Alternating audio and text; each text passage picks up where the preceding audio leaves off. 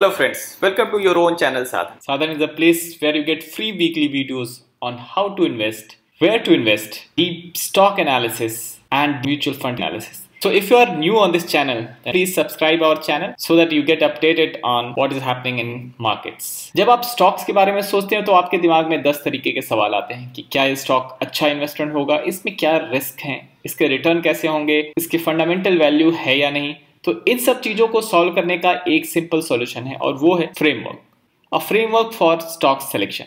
और यही है आज का हमारा टॉपिक। इस वीडियो को देखने के बाद आगे से कोई इन्वेस्टमेंट टिप की जरूरत नहीं होने वाली, बट उस फ्रेमवर्क को प्रैक्टिकली यूज कैसे करना है वो इंपॉर्टेंट होता है। आज मैंने 2 ऐसे स्टॉक्स सेलेक्ट किए हैं जो आप लोगों ने यानी व्यूअर्स ने हमसे पूछे हैं कि ये स्टॉक लॉन्ग टर्म के लिए है या नहीं है। तो मैं उन 2 स्टॉक के बारे में भी चर्चा करूंगा कि इस फ्रेमवर्क में वो फिट बैठते हैं या नहीं बैठते।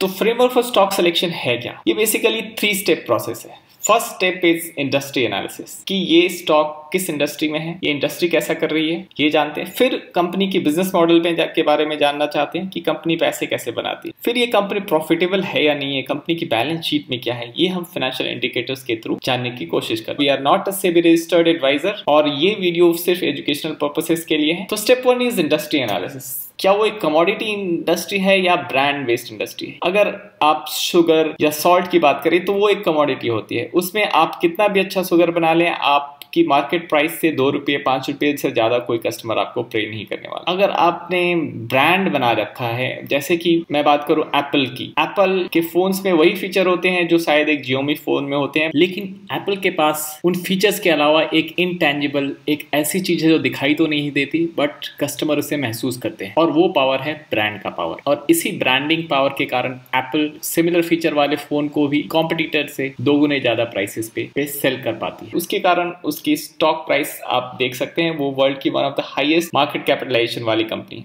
तो हमें ऐसे इंडस्ट्री चूज करनी है जिसमें कि ब्रांड बनने के चांसेस हैं। दूसरी इंपॉर्टेंट बात होती है इंडस्ट्री में कि क्या वो कंपनी साइक्लिकल है या कंपनी डिस्क्रिशनरी स्पेंड पे डिपेंड करते हैं। साइक्लिकल कंपनी का मतलब होता है कि वो एक साइकिल को फॉलो कर, लाइक दिस। एक साइकिल कितने सालों का भी हो सकता है, 10-11 सालों का भी हो सकता है, जैसे शुगर 7 साल का। और वैसे ही बहुत सारे साइक्लिकल इंडस्ट्रीज हैं, उनमें अगर आप इन्वेस्ट करते हैं और गलत टाइम पे आप उस साइकिल में एंटर करते हैं तो आपको एक लंबा समय वेट करना पड़ सकता है to make a real profit. तो साइक्लिकल इंडस्ट्रीज को जनरली अवॉइड करना ही एक बेहतर आइडिया है। तनिष्क जो है वो एक डिस्क्रिशनरी ब्रांड है। अगर इकोनॉमी में लोगों के पास पैसे हैं तो फिर वो तनिष्क के ब्रांड की सेल होगी। अगर इकोनॉमी नीचे जा रही है तो फिर ऐसे कोई डायमंड खरीदेगा ना कोई गोल्ड खरीदेगा, तो ऐसे सेक्टर में इन्वेस्ट करने वाले को उसका नुकसान उठाना पड़ता है। अब इंडस्ट्री को गवर्नमेंट से आइसोलेट तो नहीं कर सकती क्योंकि गवर्नमेंट ही एक इनेबलर होती है इंडस्ट्रीज के लिए। तो अगर गवर्नमेंट किसी इंडस्ट्री को सपोर्ट कर रही है तो वैसे इंडस्ट्री में हमें इन्वेस्टेड रहना चाहिए। फिर चौथी बहुत इंपॉर्टेंट चीज है कि क्या वो सेक्टर एक फैंसी सेक्टर है, हॉट सेक्टर है। तो ऐसे हॉट सेक्टर में एक रिटेल इन्वेस्टर का जाना खतरे से खाली नहीं है, क्योंकि ऐसे सेक्टर को न्यूज चैनल वाले हॉट बना देते हैं। फिर उस सेक्टर के जो मार्जिनल प्लेयर हैं उनको भी ऐसे प्रेजेंट करते हैं कि वो एक फैंसी नेम बन जाता है और उसके पीछे रिटेल इन्वेस्टर पैसे डाल देते हैं। फिर वो एक बुरा इन्वेस्टमेंट साबित होता है रिटेल इन्वेस्टर के लिए। तो इसकी बजाय ऐसी इंडस्ट्री प्रेफर करनी चाहिए जहां पे कोई ज्यादा एक्शन ना हो। ऐसी इंडस्ट्री प्रेफर करनी चाहिए जहां पे इंडस्ट्री के नॉर्म्स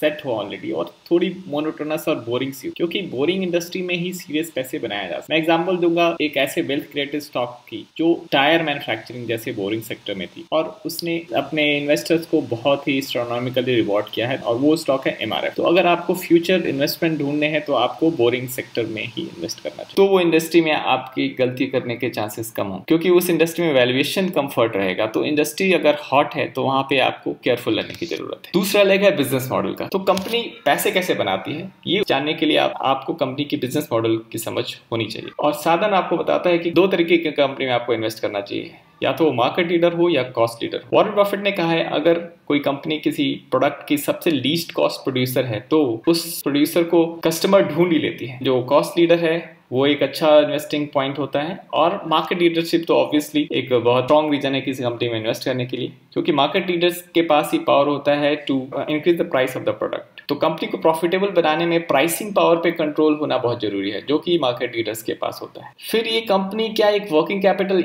इंटेंसिव सेक्टर में है ये जानना भी जरूरी है, क्योंकि बहुत बार आप टॉप लाइन तो अच्छा जनरेट कर लेते हो लेकिन आपको कैश रियलाइज नहीं होता क्योंकि आपको पेमेंट डिले होता है। ऐसी मिडिल साइज एसएमईज में काफी होता है। तो कंपनी मार्केट लीडर भी है बट उसकी बहुत सारे पैसे जो है वो उसके कस्टमर के पास है, उसके वेंडर्स के पास है, जो उसे रियलाइज नहीं होते हैं, तो वो उसके बदले में उसे लोन लेना पड़ता है और इसके कारण उसे एक एडिशनल कॉस्ट यानी इंटरेस्ट कॉस्ट बियर करना पड़ता है। तो high working capital cycle is not a great sign of good business model. तीसरा और फाइनल लेग होता है फाइनेंशियल इंडिकेटर्स। यहाँ पे हम बात करते हैं पहले प्रॉफिटेबिलिटी की, कंपनी पिछले 3 सालों में प्रॉफिटेबल है या नहीं है। अगर कंपनी प्रॉफिटेबल नहीं है तो फिर इसमें आपको इन्वेस्ट करके बहुत लंबे समय तक वेट करना पड़ सकता है। फिर कंपनी लेवरेज तो नहीं है, जनरली हम प्रेफर करते हैं डेट फ्रीज कंपनीज की और ओवर लेवरेज कंपनी को अवॉइड करने की कोशिश करते हैं। कंपनी की कैश फ्लो जनरेशन कैपेबिलिटीज कैसी है, क्या उसने cash flow from operations consistently grow किया है, ये सारे इंडिकेटर्स एक अच्छे सेक्टर की तरफ इशारा करते हैं। और अगर कैश फ्लो जनरेट कर रही है तो क्या वो उसे डिविडेंड के फॉर्म में माइनॉरिटी इन्वेस्टर को दे रही है या नहीं दे रही। इन 3 लेग्स को अगर कोई कंपनी क्लियर करती है तो फिर साधन के लिए वो स्टार्टिंग पॉइंट होता है फॉर डीपर रिसर्च। जिन स्टॉक्स पे हमने वीडियो बनाया है वो सारे स्टॉक्स इन तीनों लेग्स को क्रॉस करने के बाद आए हैं। उसके बाद साधन उस पर टाइम स्पेंड करता है, उस पर रिसर्च करता है और वो भी मैं अगले वीडियो में बताऊंगा कि कैसे हम एनालिसिस करते हैं। बट ये फ्रॉम स्टेप 0 to 1 तक पहुंचने का मैंने आपको बताया इस वीडियो में। तो 1 पे पहुंचने के लिए हमें इंडस्ट्री में कंपनी एक ब्रांड होनी चाहिए, नॉन साइक्लिकल इंडस्ट्री में होनी चाहिए, कंड्यूसिव रेगुलेटरी एनवायरनमेंट एक फेवरेबल कंडीशन होती है इन्वेस्टमेंट के लिए। वी प्रेफर मार्केट लीडर्स और कॉस्ट लीडर्स और low working capital cycle industries. Financial indicator अच्छे होना चाहिए, डेट फ्री होने चाहिए, लास्ट 3 इयर्स में प्रॉफिटेबल होनी चाहिए और फ्री कैश फ्लो जनरेटिंग होनी चाहिए। दोस्तों, अगर आपको हमारा ये चैनल पसंद आ रहा है और इसके वीडियो आपको अच्छे लगते तो आपसे एक रिक्वेस्ट है, प्लीज हमारा चैनल लाइक करें, इस चैनल को सब्सक्राइब करें और अगर आपने सब्सक्राइब कर लिया है तो प्लीज अपना नोटिफिकेशन टर्न ऑन कर लें ताकि हमारे वीडियो आप तक जरूर पहुंच सके। अब बात करते हैं practical application of this framework और पहले हम देखेंगे एपीएल अपोलो ट्यूब लिमिटेड पे ये फ्रेमवर्क कैसे काम करता है। एपीएल अपोलो ट्यूब इंडिया का लार्जेस्ट स्टील पाइप मैन्युफैक्चरर है और इसकी इंडस्ट्री स्टील होने के कारण साइक्लिकल है। ये एक ब्रांड बनने की कोशिश कर रहा है बट स्टील इंडस्ट्री में डिफरेंशिएट करना मुश्किल होता है क्योंकि स्टील अल्टीमेटली एक कमोडिटी प्रोडक्ट और ये एक वानाबी ब्रांड की तरह उभर रहे हैं। इंडस्ट्री अगेन बोरिंग है विच इज गुड बट इसमें रेगुलेटरी इन्वायरमेंट काफी क्लियर नहीं है। Although government time to time in steel industry player को सपोर्ट करती है by imposing anti dumping duties, लेकिन एक बात यहाँ नोटिस करने वाली है कि इस सेक्टर का एंड यूजर जो है वो रियल स्टेट सेक्टर है क्योंकि ये steel pipes generally real estate sector में भी ज्यादा यूज होते हैं। तो अगर रियल स्टेट सेक्टर पे पॉजिटिव स्टैंस नहीं है गवर्नमेंट का तो स्टील सेक्टर पे पॉजिटिव होने का कोई खास फायदा नहीं होगा। तो एक अनक्लियर रेगुलेटरी एनवायरनमेंट में एक कंपनी आगे बढ़ रही है। तो ओवरऑल बीइंग अ साइक्लिकल यहाँ पे साधन का इंटरेस्ट इस स्टॉक में थोड़ा सा कम हो जाता है। अब बिजनेस मॉडल पे आते हैं।